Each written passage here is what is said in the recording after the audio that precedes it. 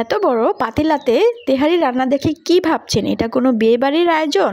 না, এটা কোনো বিয়েবাড়ির আয়োজন না, এটা ছিল যৌথ পরিবারের বন্ধন এবং ভালোবাসা। তো হ্যালো এভরিওয়ান, আসসালামু আলাইকুম। আজকে আপনাদের সাথে শেয়ার করব আমার ছোট চাচি আম্মু কোন কোন টেকনিক অবলম্বন করে একদম সেম টু সেম পুরান ঢাকার ফ্লেভারে এবং স্টাইলে তেহারি রান্না করছে। পুরান ঢাকার তেহারিতে কিন্তু সরিষা এবং সয়াবিন দুটো তেলই ইউজ করা হয়, আর এখানেও ঠিক তাই করা হচ্ছে। এবং সরিষার তেলের পরিমাণটা কিন্তু বেশি ছিল, এখানে কিন্তু ঠিক তাই। তেলটা যখন হয়ে এসেছে তখন কিন্তু পরিমাণ মতো পেঁয়াজ দিয়ে দিচ্ছে। 25 জন সদস্যের জন্য ছিল এই তেহারি রান্না, কিন্তু আমি বলবো না কতটুকু পরিমাণে মাংস বা চাল লেগেছে, সেটা আপনারা পরিমাণ মতোই দিবেন। তো যাই হোক, পেঁয়াজটা এখানে একটু ব্রাউন করে নিয়েছে। পেঁয়াজটা যখন সম্পূর্ণ একটু ব্রাউন হয়ে এসেছে, আর এটা ছিল আদা এবং রসুন বাদাম ব্লেন্ড করা, তো একসাথে দিয়ে দিল। তারপরে একে একে সব মশলা এখন এখানে অ্যাপ্লাই করা হবে। ভিডিও করছিলাম আর ভাবছিলাম চাচি আমার সিক্রেট রেসিপি আজকে কিন্তু ফাঁস করেই দিচ্ছি। তো এই তো এটা ছিল টমেটো ব্লেন্ড করা, এটা একসাথে মিক্স করে দিচ্ছে। তো দেখেন কালারটা কত সুন্দর হয়েছে। আর এখানে ছিল টক দই। আর এই তো এটা ছিল চাচি আম্মুর হোমমেড বিরিয়ানির সিক্রেট মশলা। তো এইটার জন্যই কিন্তু বিরিয়ানির টেস্ট 1000 গুণ বেড়ে যায়। তো এটা কি কি দিয়ে করেছে এটা আমার একটু কানে কানে জেনে নিতে হবে,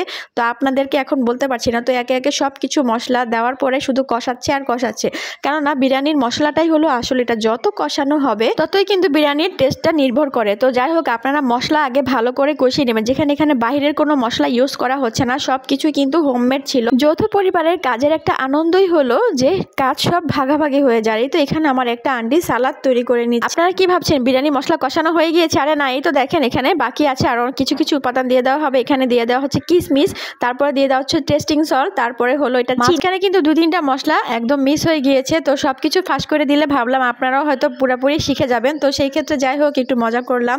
তো এখন দেখেন এখানে ছিল হাড় ছাড়া মাংস, সেই মাংসগুলো একে একে একদম কষানো মশলাতে দিয়ে দেওয়া হবে।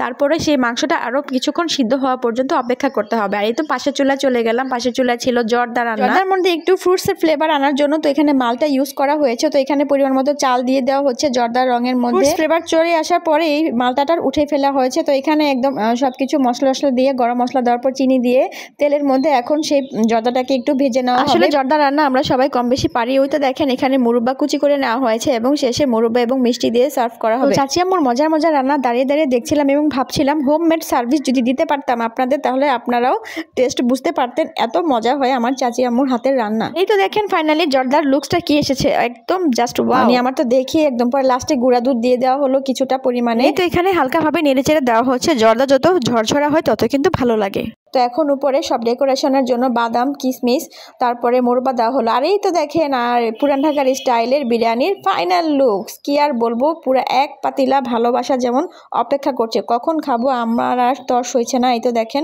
আমি একদম প্লেটের মধ্যে নিয়ে বসেই পড়লাম। কি আর বলবো, আমার মুখে একদম স্বাদটা লেগেই আছে।